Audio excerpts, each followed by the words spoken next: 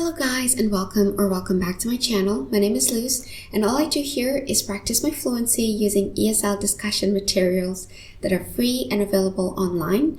The website I'm currently using is the esldiscussions.com website. I go by alphabetical order. Today's letter was Q and the topic that I chose was quality of life.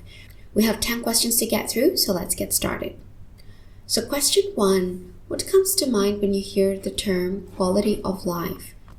Well, when I hear the term quality of life, I'm thinking about the material living conditions of a person, their health, the community in which they live. I'm also thinking about the relationships that they have with the people in those communities. I'm also thinking about their economic and physical safety, and I'm also thinking about their basic rights that they're able to enjoy. Question 2. What's the difference between quality of life and standard of living? Well, I believe that the standard of living is a measure of how well the person is able to meet their basic needs. So that's everything on the bottom of Maslow's hierarchy of needs triangle. I'm also thinking about the quality of life as a person's own subjective view of their well-being and the satisfaction they have with their lives. Two very different metrics there. One is purely financial, and the other can be seen as a person's measure of their own happiness. Question 3. What quality of life does a goldfish in a bowl have? So we're trying to measure the level of happiness of a goldfish in a bowl that I'm assuming is both small and unfiltered. Well, the goldfish would be really lucky to survive the next 9 months if we drop the goldfish in this bowl today, which is a much shorter lifespan than their potential 20 years. I'm thinking about the quality of life of such a goldfish as being really low. This is so unfortunate that people continue to do that today. I'm not one to judge, but how unlucky to be a goldfish in a bowl.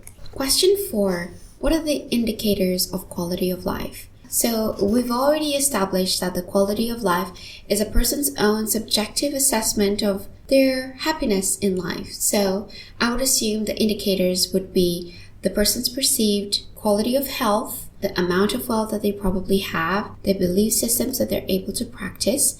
I'm also thinking about the leisure activities that they're both engaged in and are able to afford. And I'm also thinking about their personal security as well as their financial security. I also want to throw in their personal freedoms on there. I feel like there are a couple of indicators, especially that would vary from person to person. This is basically a self-assessment measure, so I wouldn't discount any factor. Question 5. How much does it cost to live a quality, happy life?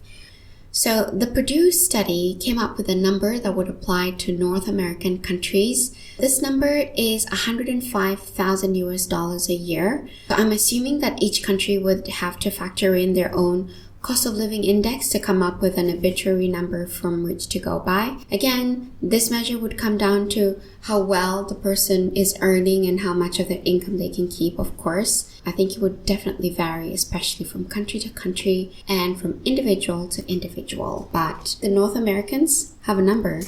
Question 6. How does the environment in your town affect your quality of life? Well, it tends to get rather hot around these parts, so accommodations have been made to make sure that people can live relatively comfortably in the high temperatures. People also tend to be very busy during the daytime. I live in a city, so people make accommodations to also socialize in the evening, which can definitely take a toll if the person is trying to do this every day on a weekday especially. So I see that a lot of people tend to want to socialize on Friday evenings and definitely try to maximize their weekends to enjoy time with friends and family. So that's that. People around here are also able to enjoy their personal freedoms. So I would assume that the quality of life in these parts is pretty good. Nothing to complain about. Question 7. Would you have a better quality of life if you were more attractive? Absolutely. I'm just thinking about the supermodels that are gracing billboards in major cities around the world. I definitely think that the grass is basically greener in as much as we would not like to admit this. The grass is definitely always greener on the other side. It only depends on the quality of the water that's watering the grass. You know what I mean? But the grass definitely is greener.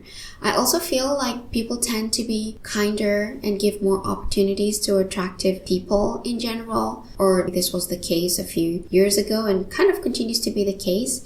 But I know there is definitely a small part of our population that tends to be very hostile towards attractive people. And I'm not sure the toll that this has on their mental health. Happy that in this digital age, people are openly discussing strategies to survive the age of social media where people want to make all these opinions, because I feel like mental health counts a lot, especially when we want to factor quality of life and also the standard of living around the world. I'm very, very happy that people who decide to exist online can definitely learn the ways to cope. So happy for that. Question 8, does technology change your quality of life? I definitely think that technology does change the quality of our lives. If you think about it, technology is able to give you unlimited access to various conveniences. For example, we're able to shop online at any hour of the day. We're able to take advantage of those sales, especially if you're a bargain hunter like me. We're also able to call our friends and family from around the world if we're able to, of course, coordinate the time zones. We're also able to book our appointments from the comfort of our own homes. The big one being remote work. A lot of people are working online and have been for many years, so technology has definitely contributed a great deal to improving our quality of life.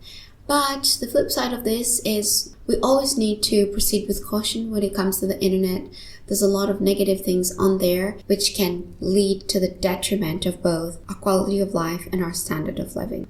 Caution, please. Question 9. What does having children do to your quality of life? Well, I feel like having children definitely increases the quality of life of the parents and the society in general.